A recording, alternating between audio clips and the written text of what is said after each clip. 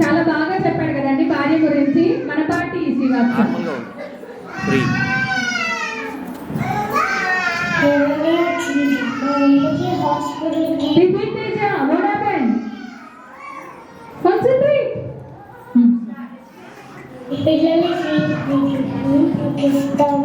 పిల్లలకి నువ్వు అడ్జస్ట్ చేసుకోవా? నీ సలహా కూడా ఇంట్లోనే ఖర్చు పెట్టు. ఏంటి నేను చూసుకోరా? అడ్జస్ట్ చేయాలా?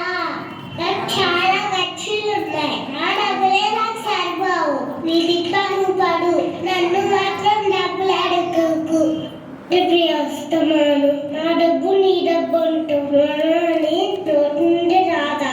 నేనేమి బయట వాళ్ళకి ఖర్చు పెట్టమనట్లేదు. మన ఇంట్లోకి చెప్తున్నాను, కొన్ని మనసే గుజెస్ట్ చేయమంటున్నాను. అది వినిపించుకోకుండా ఎంతగా చేస్తున్నాను. ఇల్లు నీ డబ్బులు నువ్వు ఖర్చు పెట్టుకో. నేను కూడా సంపాదిస్తున్నా, అందుకే నా డబ్బులు అంటున్నా. నేను కూర్చుంటే ఇవ్వట్లేదు, నేను కూడా పని చేస్తే వస్తున్నాయి. నేను సంపాదిస్తున్నాను కాబట్టి నా డబ్బులు అంటున్నా. మీ అన్న రోగాలు పెట్టింది కాస్త తగ్గించి నీ అడ్జస్ట్మెంట్ చేసుకో, అంతేగాని నా డబ్బుల విషయంలో రాకు. అసలు జాగ్రత్తగాని నుంచి డౌన్ లేదా? నీ ఇచ్చిన వచ్చిన మాట్లాడతావు అదే ఇట్లా. నేను అప్పుడే చెప్పాను ఇలా పిల్లల వద్దని. చూడు ఎంత పొడవుగా ఉన్నావు, చాలా గర్వం.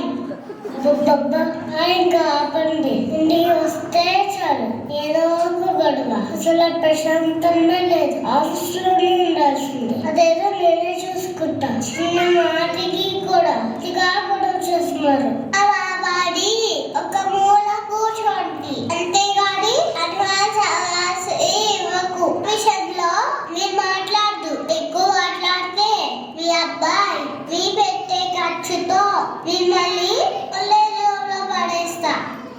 ఏ అమ్మాయి కూర్చుంటే అలా ఎక్కువ చేస్తున్నావే? నువ్వెవరు నా ఇంట్లో నుంచి పంపించానంటే? ఇది నా తులసిలు, నాకు హత్తుంది. అవసరమైతే నువ్వేలు నీ పుట్టింటికి. నువ్వే కానీ కొంచెం కూడా కామన్ సెన్స్ లేదు. అక్కడి నుంచి ఎక్కడికో మాట్లాడుతున్నావు. నేను కూడా చేస్తానా? నేను చేసుకున్నా అప్పుడు నుండి నడకం చూస్తున్నా. అసలు నేను పెళ్లి చేసుకోకుండా ఉంటే చాలా హ్యాపీగా ఉండేదాన్ని. మా వాళ్ళు చెప్పినా వినలేదు. ఆశ్చర్యంగా అస్సలు ఇస్తలేరు. అయినా కానీ వీడి వల్ల నిన్ను చేస్తాడు వచ్చింది. దాన్ని చెప్తే మా వాడు నా మాట ఎండుతుందా? నువ్వెవరో అచ్చేస్తానని అంత కష్టమని నిన్నే చెప్తుంటా అని మమ్మల్ని ఒప్పించాను. ఎంత చెప్పినా వినలేదు వీడు. మా వాడి కోసం తప్పక నిన్ను కట్టబెట్టాను. కొడుకులు ఇద్దరు కలిసి నన్ను నిన్నేసి మాట్లాడతారా? వచ్చే ఓన్లీ ₹1,00,000 మీ అమ్మకి చేసే చాకరీకి నా పిల్లలను సందాయం తెచ్చుకుంటూ ఇంటి పని వంట పని చేసి నీ ఇంట్లో పని మనిషిగా ఉండే అవసరం నాకు లేదు. నా సర్వనం నాకు ఉంది. నేను హ్యాపీగా పిల్లలు తీసుకొని నా పుట్టింటికి వెళ్ళి నా ఉద్యోగం నేను చేసుకుంటూ నా లైఫ్ లీడ్ చేయగలను. అంతేగాని హర్ట్ చేసుకొని ఈ ఇంట్లో మీతో మాట్లాడబడే అవసరం నాకు లేదు. ఇప్పుడే నేను ఇంటి నుండి వెళ్ళిపోతున్నాను నా పిల్లలతో సహా. ఇదిగా ఫ్రీయా చాలా తొందర పడుతున్నావు. ఒక్కసారి బయట అడుగుపెడితే మళ్ళీ నిన్ను రాబట్టి రాని మరి అంటూనే తెచ్చుంటా. నేను అంటుంటున్నానేమో అని అంటే ఏమి డరదు.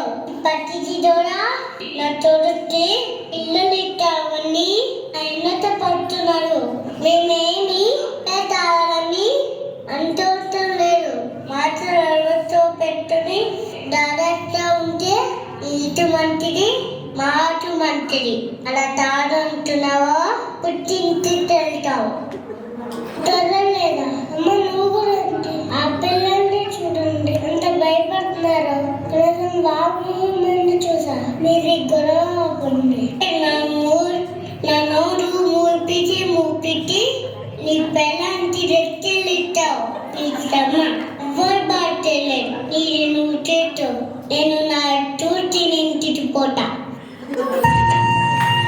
కూతురింటికి పోతాను అనండి కూతురు కాదు కూతురు కొంచెం మా అత్తగారికి 4